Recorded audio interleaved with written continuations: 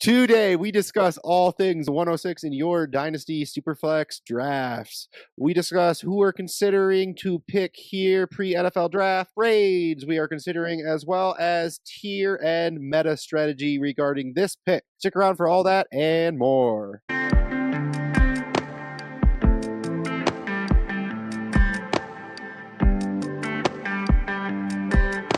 And welcome into the Dino Construction Podcast. Justin with David and JP here. Very excited to continue our Dynasty Draft Guide series. What to do with the 10, insert number here. Again, this is the 106. If you missed 101 through 105, those are available in the description below. 107 to 112 en route. So make sure to hit that like, hit that subscribe button, the notification bell so you don't miss the upcoming episodes. That being said, David, tell us, who have we picked so far in our 101 to 105 episodes so we know who we're not going to be considering here today? Yeah, 101, no surprise to Ashton Janty. 102 becoming a lot more of a hotly contested discussion. We ended up going wide receiver Ted McMillan, 103 quarterback Cam Ward, 104 Omarion Hampton, and 105 Trevion Henderson. The 102 is definitely, I think, even a little more hotly contested for me than it was a week and a half ago when we made that decision. Cannot disagree with you there. Sure, we'll revisit that on the channel. Let us know in the comments below if you think we were wrong. That being said, those are the guys we've taken. A lot of guys that are still left. Who is in serious consideration for the 106 pick at this point, JP? Yeah,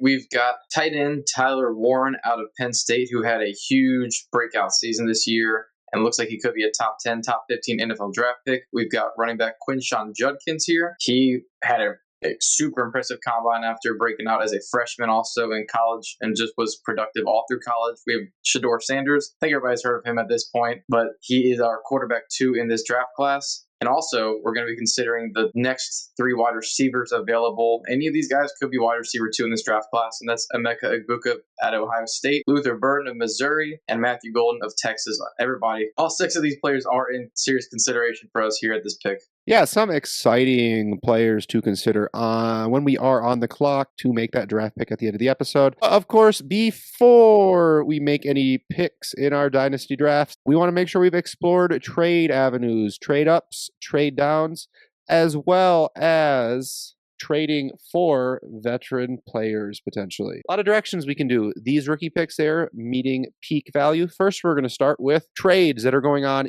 in real Dynasty leagues from dynasty-daddy.com. David, going to pull this one up for you. Start 10, half PPR, the 106 or Devonta Smith. I think I'll stick with the 106. I don't mind this price at all for Smith if he's someone you're targeting for your roster construction.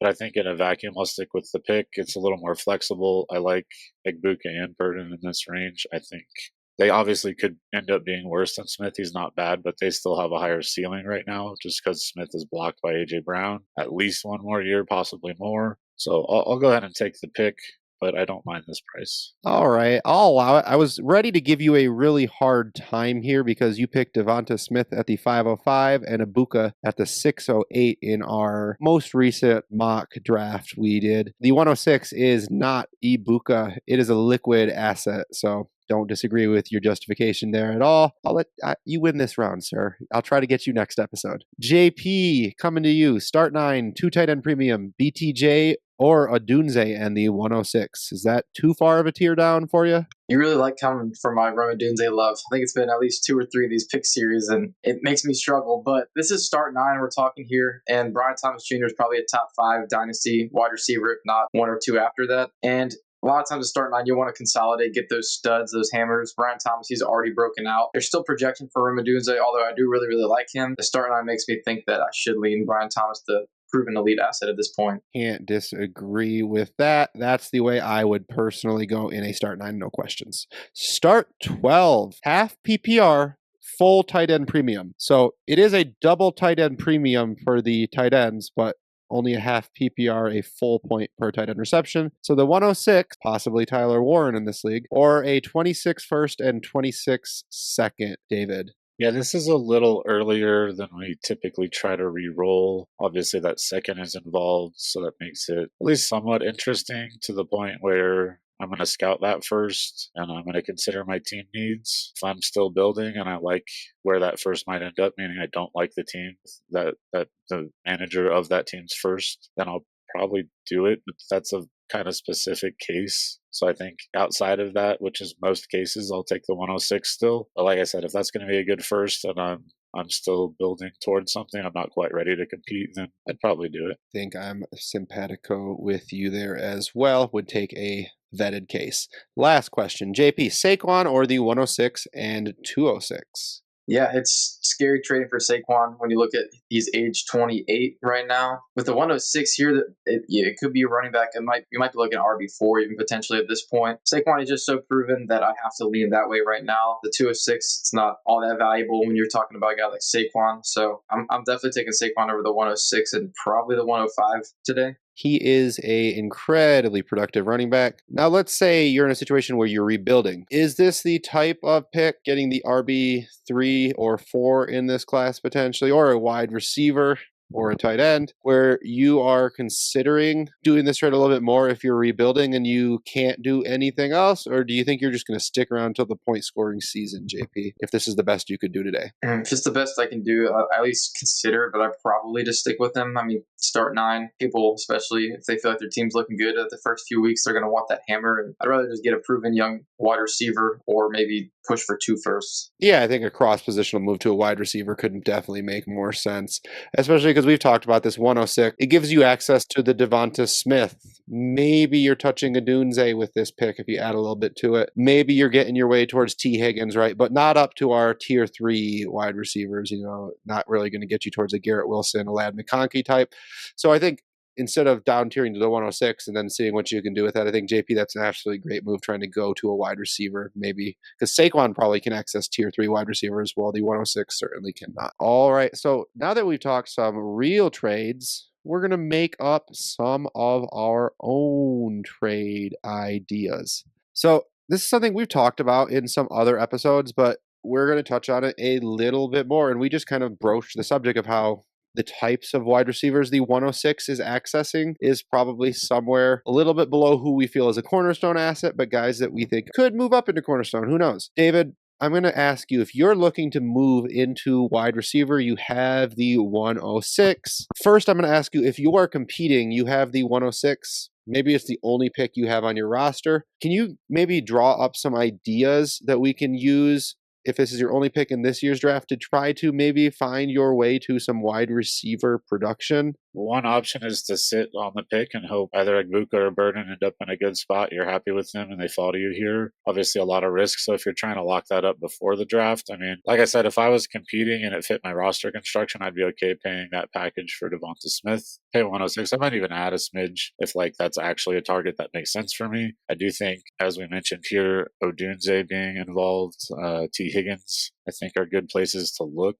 I would love to be able to add to something if I have like an older receiver or a cross positional, like if I have an extra quarterback or running back or something. I'd love to be able to add to it and try to get into that tier 3 that we were just mentioning. Probably a little outside of the range, unless you're going to add some serious ammo. So I think those are the guys to look at. You could always try and trade it for an older veteran and move back in the draft, get some more draft capital, maybe future draft capital or something. So, the older guys like Devontae or Tyreek Hill or any of those guys, where you can probably pick up a decent pick on top of that. Like, I wouldn't move back for one of those guys in like a mid-second. That's not a move I'm interested in. But if I'm just moving back to the back end of the first and adding that production, might be a way to fix your problem. Yeah, that's what I was hoping you would say. Mike Evans was another name that came to mind as if you could get him in the 112, 111, something like that, and you need wide receiver production, maybe you can hammer a running back to help you compete too. So some great strategery ideas there, David. Appreciate it. And JP, we're going the other way. You have the 106. You just stumbled out of the playoffs last year.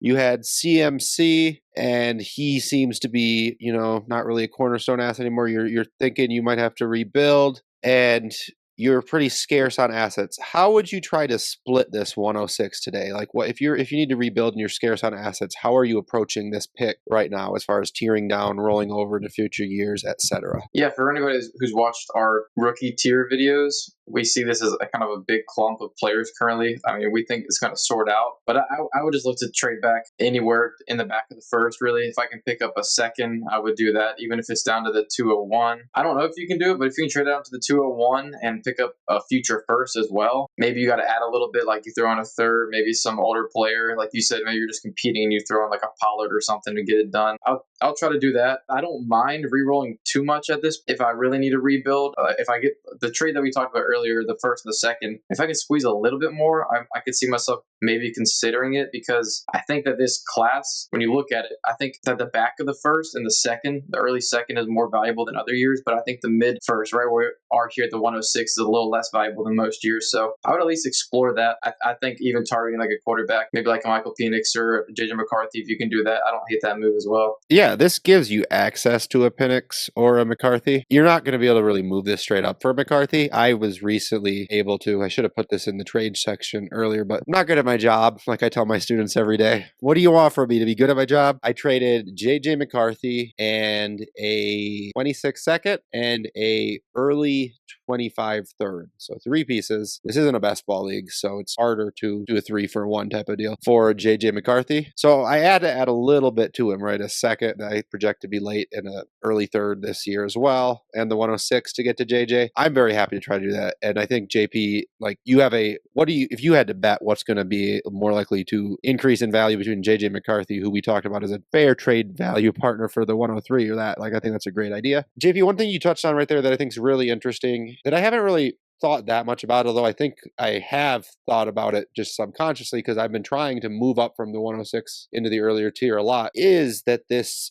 tier, this 105, 106, 7, 8, because we don't see a huge differentiation yet from the picks below it, maybe feels less valuable. First, David, I'm going to ask you, do you think that that feeling is going to stick after the NFL draft? Just your prediction? I think that's a great question, because if you've been following along, we're talking about this as a huge tier. We talked about 6 players at the top of the episode we might consider here. Not even left a few off that some people might be considering. I have a feeling once draft capital's in, landing spots in, this tier is going to shrink a bit, but I don't mind being towards the top of it because I don't know how much it's going to shrink. I think it'll change some, but I still think the difference between this tier and the back end of the first isn't going to be huge. So I think that's a good observation, and I think it'll somewhat hold true. The difference between like the top 3 or 4, wherever your personal line is, and the next tier of players is going to be a bit bigger than the difference between this tier and the next tier. And I think it'll be kind of noticeable in trades that we see. Yeah, because I do think draft capital landing spot obviously does matter. But if we see this clump so closely, I think it just speaks to what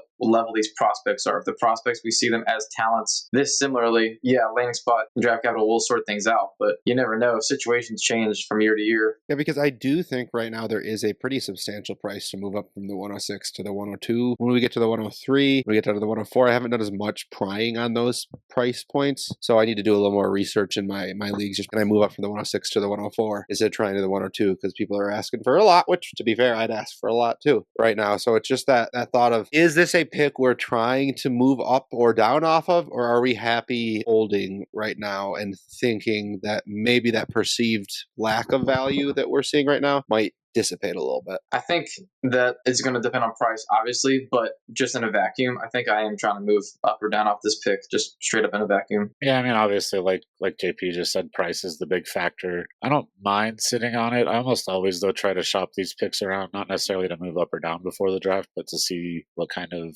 young, established NFL talent I can get. So, like we were talking about earlier, can I go get one of those receivers, T. Higgins, Rome Odunze kind of guy, or one of those quarterbacks that we kind of like it? Can I add something and get one of those guys, or what? Normally, if I'm going to trade up or down, I wait till I'm on the clock. I'm one of those people. I like to know what I'm trading up for or what I'm trading out of. So I'm probably not actively looking to move at the 106 unless it's for a player right now. Fair enough. I feel like we talked a lot about this strategy. Happy to continue this conversation with anyone who disagrees, has any other interesting insight in the comments below. And I'm sure we're going to have similar questions and talks, and don't want to talk all the conversations we can do about the 105 107 and 108 to come in future episodes as well. So we're going to move on to, we've talked everything through. At this point, we don't know that any of the deals are worthwhile, and we're going to stick on the clock and make a pick. So who are we actively considering to make our real cases for? Now that we're on the clock, not who's everyone in this tier, but who are we actually considering to pick here? For me, I'll make the first case. I would select Emeka Egbuka if I were drafting today and this was the board. I'll talk about him first, and then I'll talk a little bit why him over the other guys. He has been a very, very good receiver at Ohio State. He's the all-time leader in receptions. Some people will say, well, he was never the best. Well, he might have played with the best group of wide receivers any wide receivers played with, at least for someone who's going to get drafted like he is. He played with Garrett Wilson, Chris Olave, JSN, Marvin Harrison Jr., and this year, Jeremiah Smith. So just some absolute dudes playing on the outside next to him, and he complemented them very, very well, which is a good thing for the NFL. He's also good size. He's a good blocker. He ran sub 4.5. So he's going to do what you ask him to do. He's going to do what he needs to do. He's going to stay on the field. Very good against zone, so he'll get open, I think, from his slot alignment, which is where he'll mostly play from. Could work on man a little bit. Might be able to survive outside with his size if he's able to improve that. But I just think he's such a safe pick, which is why I prefer him to the other receivers. I don't love Golden's production profile. And unfortunately, we're starting to hear some negative about Burden, where he might fall to the second. I still don't expect that. But he's the safest wide receiver to me. And when you're considering, I mean, Shador, I like Shador. I don't mind him, but I'm also worried about where he's going to get drafted. The running backs left, they could both fall to the third. So I just think if we're drafting today, Egbuka is the safest prospect, and I still like his upside. So I'll draft the safety, sacrifice just a little bit of ceiling. And who is the second player we are considering here, JP? Tight end Tyler Warren. He's our tight end one in this draft class. I mean, this guy's 6'6", 261 pounds. His size is just phenomenal. And his yard per route run, 2.77. That is really, really good for not even just if he were a wide receiver, but at tight end, that is just phenomenal. That's higher than the player David just talked about in their 2024 season, Emeka Egbuka, surprisingly enough. And this guy, I mean, look, he's got a 2.8% drop percentage too. He's got great hands. But I think really the best thing about Tyler Warren is what he does in space. He's just like an ox in the open field. He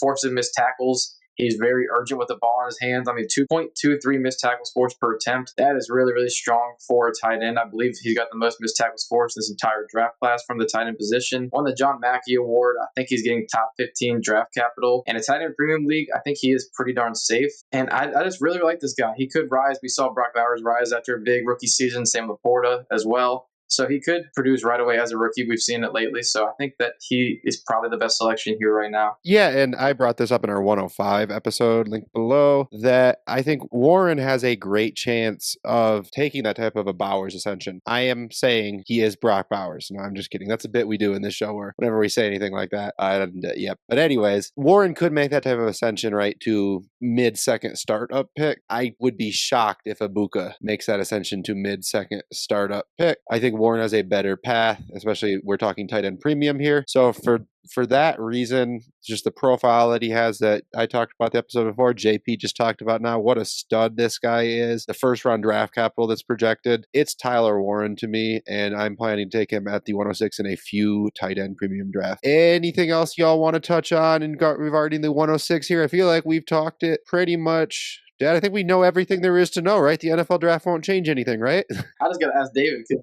he was back into Egbuka. Do you see Tyler Warren rising above Egbuka for you if he gets good draft capital? Yeah, and I really should have mentioned this when I was talking about Egbuka. I don't know why I spaced the guy that I knew you were going to bring up, but the safety issue with Egbuka versus Warren is landing spot for tight ends matters a lot more than for receivers in general, and I think Egbuka will fit in pretty much anywhere he goes. Fair. So I do think if he gets the right landing spot, yeah, there's a very good chance he could move above Egbuka. But if he gets the wrong one, then he'll probably fall below a few more players for me. Not bad logic there, David, but screw the buck. And thank you for joining us for another episode of the Dado Construction Podcast. We hope you found this as helpful for you as it was for us. Please remember to like and subscribe wherever you listen or view. And from all of us here at the Dado Construction Podcast, until next time.